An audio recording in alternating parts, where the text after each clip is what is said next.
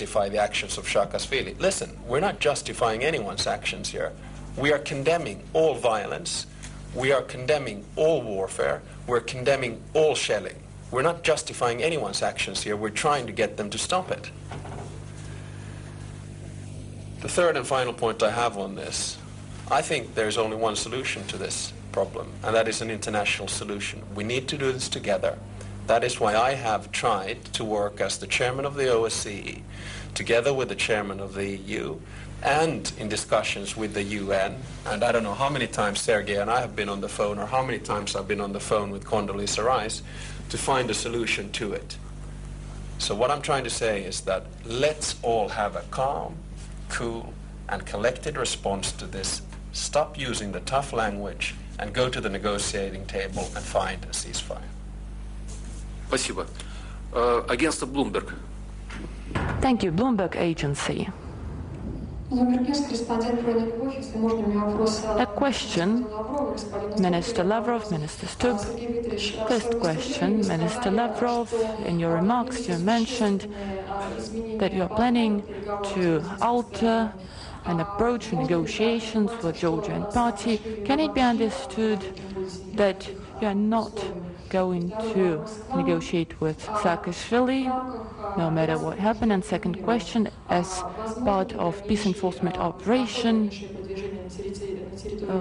is it possible that Russia will move further inside Georgia to Tbilisi? And second question to our Finnish colleague, what will be your reaction if Russia recognizes unilaterally independence of South Ossetia? As regards your first question, what was it again?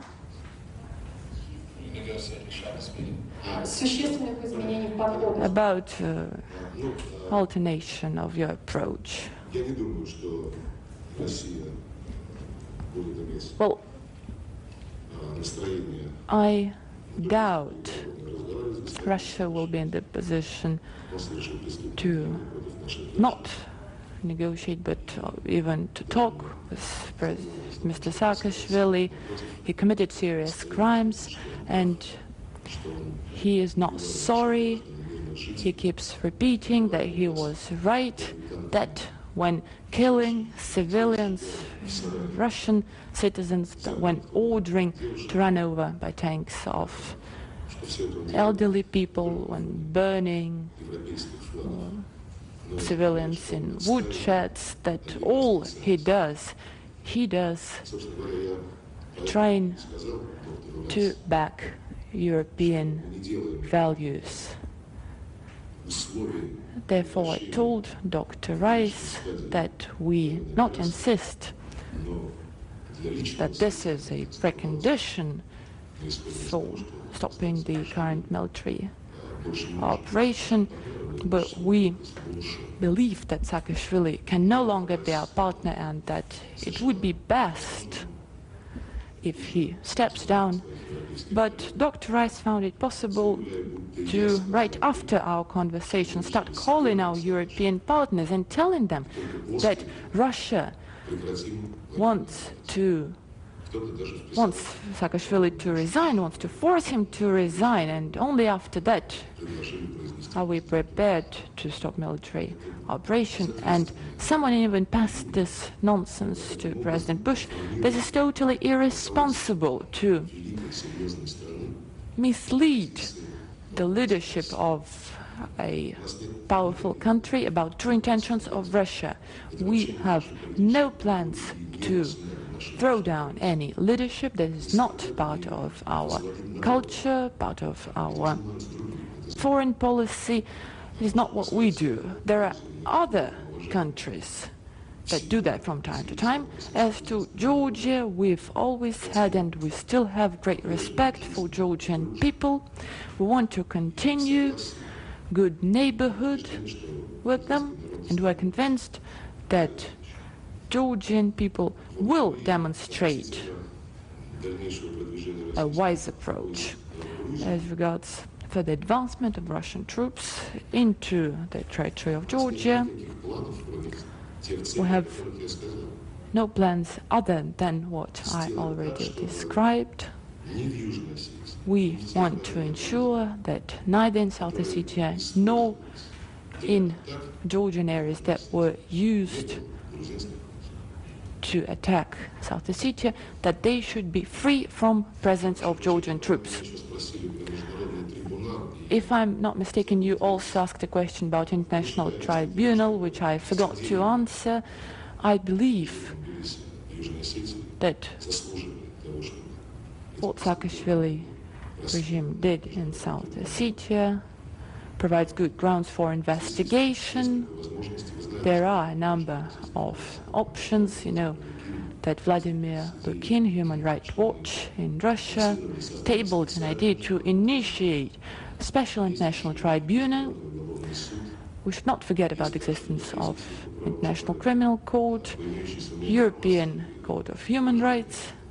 As far as I am aware, Russian citizens that suffered from Georgian aggression are planning to file complaints to one of these courts.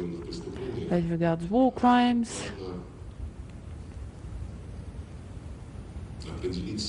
it is important to now investigate who gave those criminal orders in Georgia. That's an important matter that we will have to investigate. Give 2 points to the questions that were raised. The first one, I wanted to say in defense of everyone that I've discussed with in the process of mediating this crisis, that includes Condoleezza Rice and Sergei Lavrov, that the approach that I've had from all parties involved has been extremely constructive. Extremely constructive. So I want to pay tribute especially to the work that the EU presidency, Bernard Kouchner, has done, and all the international parties involved. I know that there's tough language flying around, but the discussions that I've had on the ground and elsewhere have been, I think, very diplomatic, including with Dr. Rice. Second point, you asked if Russia recognizes the independence of Southern Ossetia, what reaction will the OSCE or the international community have? I mean, I'm not looking into crystal balls which don't necessarily exist. There are no such proposals on the table, and we're not discussing that at this stage. So I'm not going to start making any kind of hypothetical answers of reactions to these types of events. Again, I say it again, we're not in the business of looking out into the long future, we're looking at the near future and trying to find a solution to the conflict. Спасибо. Associated Press? Нету, да? Associated Press, please. Well, in fact, it's Connor Sweeney from Reuters.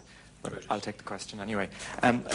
First of all, to the Finnish Foreign Minister, you've heard what Mr. Lavrov has said about the atrocities committed in South Ossetia from the Russian perspective, that Georgian forces opened fire on Russian peacekeepers, and the figure of 2,000 casualties in South Ossetia. So how come Finland, the OSCE and the EU perhaps have been so slow to consider Georgia the aggressor? Do you disagree with the way that has been characterized by Foreign Minister Lavrov? And to Mr. Lavrov, since you believe that Georgian forces can no longer be inside South Ossetia or indeed nearby because of the threat they pose to South Ossetia, where does this leave the question of Georgia's territorial integrity? Does this mean that South Ossetia and perhaps also Abkhazia will no longer be de jure part of Georgia? Thank you. Listen, I'll give you a very frank answer. As the chairman of the OSCE, I am not in the business of making a military analysis of who started, when it was started, and why it was started, or who is at blame. In any case, I'm not in the business of doing a blame game. What we're trying to do is to mediate the conflict. And in order to do that, you have to tread the